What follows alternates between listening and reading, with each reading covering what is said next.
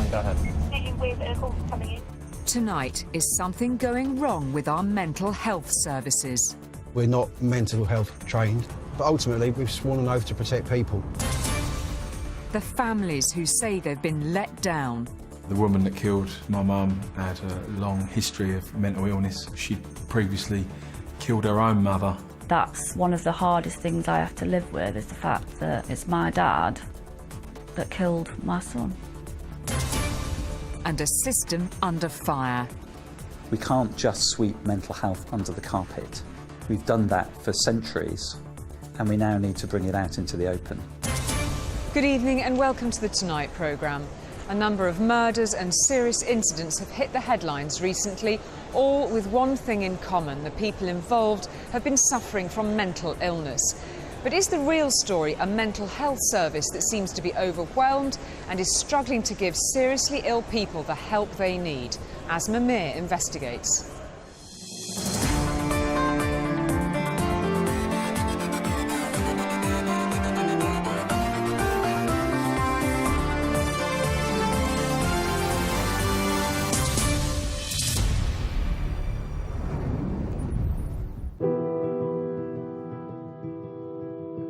Family of a grandfather murdered by a paranoid schizophrenic have criticised health workers for failing to protect the public. Increasingly points to this tragic incident as having been triggered by mental health issues. With respect to the suspect's link to mental health services, and this is a clear line of inquiry. His mother had pleaded for him to be sectioned many times over the last decade to protect himself and others. It's estimated that around a third of all police work in the country involves responding to people experiencing a mental health crisis. She's armed with a knife. I can confirm this lady is dead. But are the police really best equipped to deal with people who are mentally unwell? Wouldn't they be better off seeing a mental health professional? We're filming with Kent Police to see what their experience is on the front line of dealing with people suffering from mental health problems. It's a Friday afternoon, and within minutes of heading out on patrol, PC Dan Underwood and PC Paul Skeggs get their first emergency call of the shift. 89, go ahead. Speaking with a call coming in. It's been reported a man suspected of having mental health problems is in crisis and harming himself with a knife. He's got suicide risk. He was seen by paramedics this morning. He states that he's cut his wrist again with a knife, and that is not good. So able to assist, please, Emma? Yeah, that's all received. Traffic permitting 4 or 5 minutes. We're going there first, make sure he's okay. We've also called ambulance for backup. Obviously, because there's mentions of a knife, we're seeing whether there is a taser officer available, just in case it is needed. And take it from there with regards to his mental health. Go ahead. It's a volatile and potentially highly dangerous situation. At the front door now. And although no crime has been committed, the officers are unsure just what awaits them. It's the police.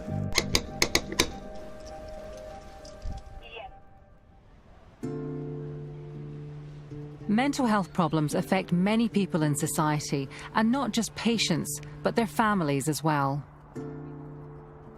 I met Jane, whose daughter has a long history of serious mental health problems. We're not identifying her to protect her family's confidentiality, but she wanted to take part in this film in order to tell her story. The daughter's a lovely girl. She's 19, and she's a very bubbly person. She's got an absolutely wicked sense of humour. She's great company, but unfortunately she is suffering with some mental health issues and has been since she was about 14 years old. What are the mental health issues that she suffers? When she was younger, she used to self-harm, whereas now the things that she's doing are far more life-threatening.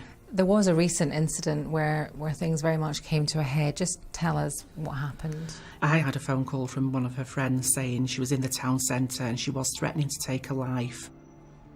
She had decided to take her life in a very public place. And what happened? It took a while for the police to calm the situation and to get it under control, and when they did, she was taken to a mental health unit under a section. After a few hours, of sitting in a room just being watched, she was assessed by 2 psychiatrists who decided that she was fit to come back home again. She made it very clear to them that she wanted to stay in, that she didn't want to go home, that if she went home that she may well try again. They weren't taking into account the fact that she had spent 5 hours threatening to take her life. Nobody in the right mind does that. Jane remained seriously concerned for her daughter. We took her home that night, knowing that there was a very real chance that she would try again, which she did the very next morning. And to me, the fact that a girl is crying out for help, they are saying to her, you don't need to be in a hospital, you need to be at home with your family, is completely wrong.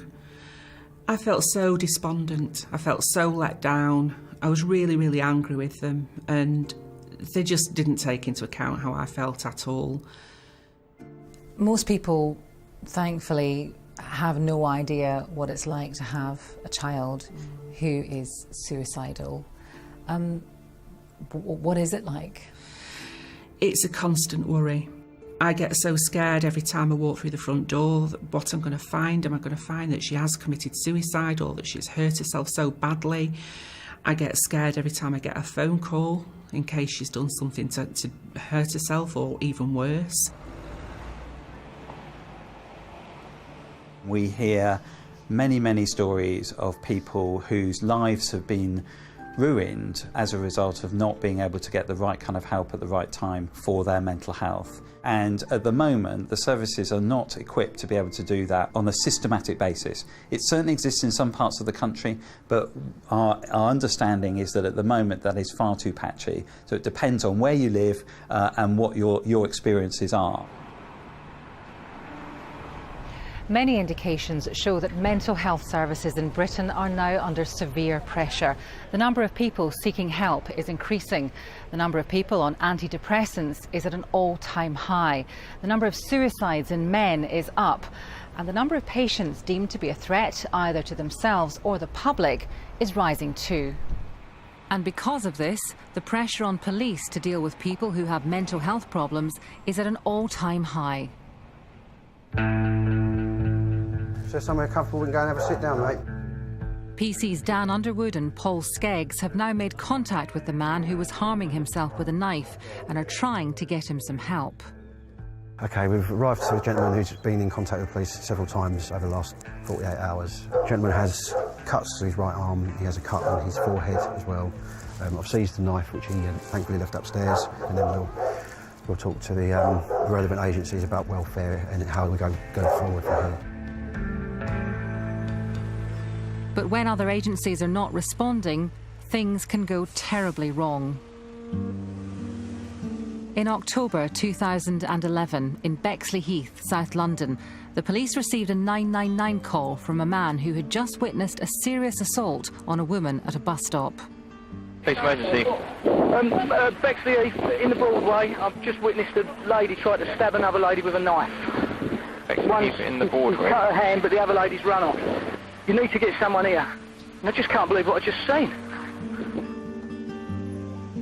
But that wasn't the end of the violence that morning. Len Hodkin is a criminal defence solicitor. Mum hadn't turned up to work. It was clear that there'd been some sort of incident in Bexley Heath because the traffic had been stopped, and we're a bit concerned. No one could get hold of her on her mobile. Yeah, I'm following the suspect. She's running. She's seen me following her. She's trying to run. She's running up Albion Road. Can you stop her? God! You've got to get someone in! The caller then witnessed how Len's mum, Sally Hodkin, was killed by Nicola Edgington, a woman with a long history of mental illness, drug abuse and violence. My wife was pregnant with our first child at the time. It was very, very difficult, as anyone would expect for losing a loved one in such a horrific fashion, and so sudden and so unexpected, especially by a complete stranger. The police told us very early on in the investigation that the woman that killed my mum had a long history of mental illness, and they told us very early on that she'd previously killed her own mother in 2005. In 2006, Nicola Edgington was sentenced to be detained indefinitely in a psychiatric secure unit. She'd been sent to hospital after she killed her own mother, and she was released, I think, 3.5, 4 years after that event. I believe she was released too soon. I believe that she hadn't addressed the original offence that she was there for. I believe that her behaviour didn't improve while she was inside a secure mental health setting. Len has a detailed knowledge of all the criminal, police and health service investigations into his mother's murder. She was released with a letter to the Ministry of Justice saying that everything was fine and rosy, when it's clear and it's evident now that it absolutely wasn't. The night before Nicola Edgington killed Sally Hodkin, police had taken her to the local hospital for admission to a mental health unit. But after lengthy delays, she made a series of increasingly desperate calls warning just what she could do when she was unwell and not getting treatment. The last time I was like this, I killed someone. Could you please send a car here, now, please?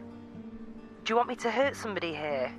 I can be extremely dangerous. I don't want to start hurting anyone, please. I'm a paranoid schizophrenic. When I'm scared, I'm very dangerous. From the calls, it was clear that she was asking for help. She was ringing the police to say, I've killed before, what do I have to do? Do I have to kill someone before I get seen? When people don't get the care they need, they can end up killing themselves or killing somebody else. Their loved ones, or sometimes just complete strangers. That's what can happen. Oxley's NHS Foundation Trust say that NHS England have commissioned an independent homicide review into this case, which they understand will address Mr Hodkin's concerns. They say that whilst this review is underway, it would be inappropriate for them to comment further. According to the president of the Royal College of Psychiatrists, the number of killings by people with mental illness has been steadily going down. We have to remember that extreme violence committed by those with mental illness does happen, but the numbers have been steadily going down now throughout my career. Now that's of absolutely no comfort whatsoever to anyone who's been involved in this. It's been widely held that killings by mental health patients in England have been declining in recent years. But this programme has secured exclusive access to previously unseen data that seriously challenges this view. Freedom of Information requests to all 57 mental health trusts in England indicate a clear increase in homicides and suspected homicides committed by their patients, particularly over the last 7 years. 4 trusts did not provide information, so the total figure could still be higher. One possible explanation is that this increase is caused by mental health services taking on patients who are not really their responsibility. We've been extending the kind of responsibilities of trusts in those areas, and so some people are coming under our kind of statistical umbrella in which actually have very little to do with mental health care. It's a recording issue, but it still happens, and when it happens, it's just awful. On average, in Britain today, more than 100 people a year are killed by someone suffering from a serious mental illness. Back on patrol, the police are now on the phone to mental health services to try and get some help to the man who was self-harming. We've turned up here, he's cut his wrist. No, as he's saying, he'd been waiting for crisis team to contact him, but PC Underwood is now trying to liaise between 2 separate mental health teams, and so far it's taken the 2 officers over an hour of their time. He wants some help with his mental health. He does need to speak to somebody and try and get the ball rolling for him for some sort of support, really. And at the moment, it's just not clear how the situation will be resolved. We're now playing the ping pong, going between the community team and the crisis team. We've managed to get him an appointment for 10:30 Monday morning. However, it's now 3 o'clock on a Friday. They don't work weekends, so the referral won't be picked up till Monday. We're sat here waiting for them to make up their mind as to who's going to hopefully pay this gentleman a visit at some point over the weekend. Are you wanting to have the pet of your dreams, wanting to save electricity, then this is the pet for you. The amazing Aardvark with a double A. This is 9-year-old Alex Robinson. He went to primary school in Lincoln. It's the perfect long-term pet. He was a very lively, funny character, and his friends just describe him as the comedian of the class. He was just him. It was just him, yeah. He just had his own little ways about him, and it just made you laugh, and that's it.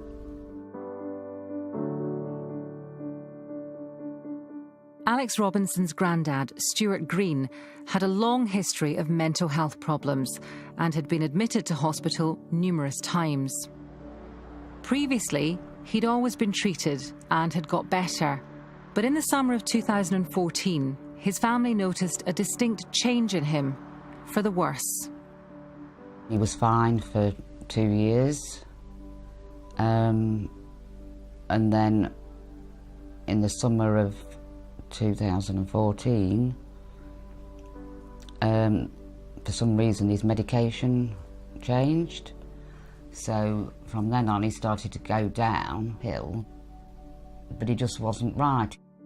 It was just basically my dad saying he couldn't cope, he'd got this pressure in his head. All the doctor kept saying was, well, you haven't got any brain injuries, there's nothing wrong with you. Staff at the unit wanted to discharge him, but his family told them repeatedly he just wouldn't be able to cope on the outside. We obviously advised them not to discharge him. We still don't know who actually did discharge him. We weren't warned that he'd been discharged. We didn't know anything about it. Stuart Green had been involved in a number of serious, violent incidents on the unit, even on one occasion attempting to strangle a doctor. But his family were never told. We found out that because of the violence, the staff, were not going to put up with his violence, and that, they wanted him discharging. They weren't going to deal with him anymore because he was just, being violent. Evidently, Evidently, the Aardvark has claws which are as strong as a pickaxe. 12 days after his discharge from the mental health unit, and just 2 days before Christmas, Stuart Green killed his 9-year-old grandson, Alex. The man accused of murdering 9-year-old Alex Robinson finally admitted his guilt today here at Lincoln Crown Court. It's destroyed us. Absolutely destroyed us. Every day he's just found. Flashbacks, Mum and I obviously found Alex. Every day is a constant battle. He's just affected so many people. It's not just affected, us. There's his dad, there's the wider family, friends. It shouldn't have happened. It shouldn't have happened, no. That wasn't my dad. No. And that's one of the hardest things I have to live with, is the fact that it's my dad that killed my son. I would not have allowed my dad to see my children if I'd have been made aware of the severity of the violence that was brought out in court. No way. No way. We didn't find out till the day in court. I was absolutely devastated.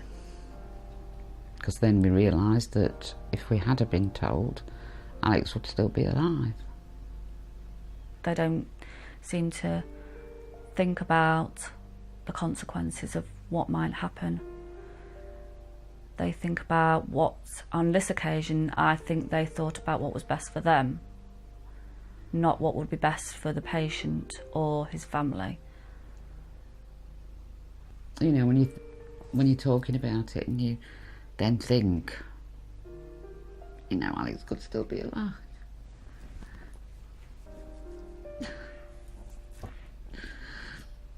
If we'd just been told.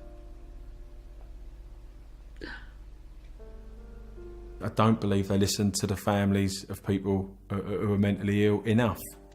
all too often we hear stories of people who are begging for their relatives or family members to be taken in, and yet they're taken in, released very, very quickly, or not taken in at all, and they go out and kill someone. And they don't seem to learn at all from a repeated pattern, a repeated cycle of this thing happening. The key element to this is listening to the families, listening to what families are asking for, and often those family concerns are not necessarily heard. Listening to family concerns is a really important part of getting great care to people.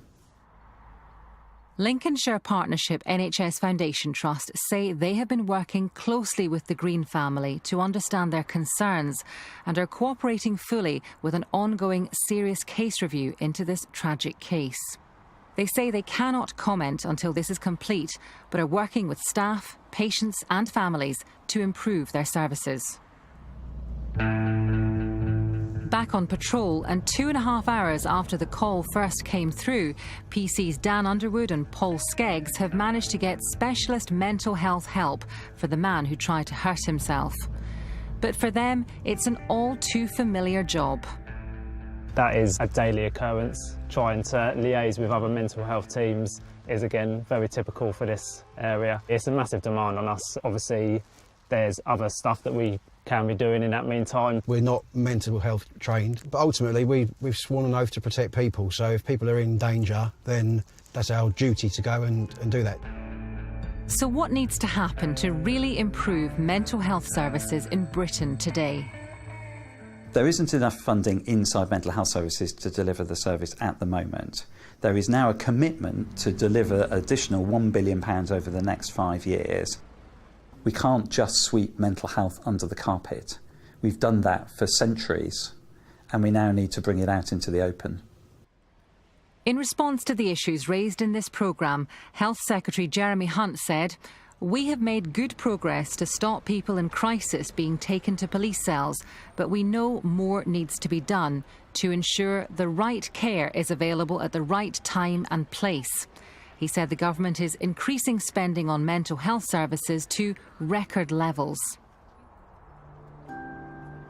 And for Jane, whose daughter was discharged just a few hours after attempting to take her own life, change cannot come soon enough. And people watching this at home, why should they be concerned about this if it doesn't affect them directly? Because one day it might affect them. It can be something that happens to anybody, and the people that are sitting there thinking, oh well, it's not my problem, it could be next week, it could be their problem, it could be their relative, their child, or them themselves that are suffering. If you've been affected by any of the issues in this programme, there are organisations that can help. For more information, please visit our website at itv.com/tonight. Until next time, good evening and thanks for watching. Coming up next week, we investigate how much money hospitals, police and councils have spent on staff who are suspended. What will Chrissy do after Lisa's actions? Next, we return to Emmerdale here on ITV. And a chocolate Labrador needs to go on a diet in half an hour. Join Paul O'Grady at Battersea in For the Love of Dogs.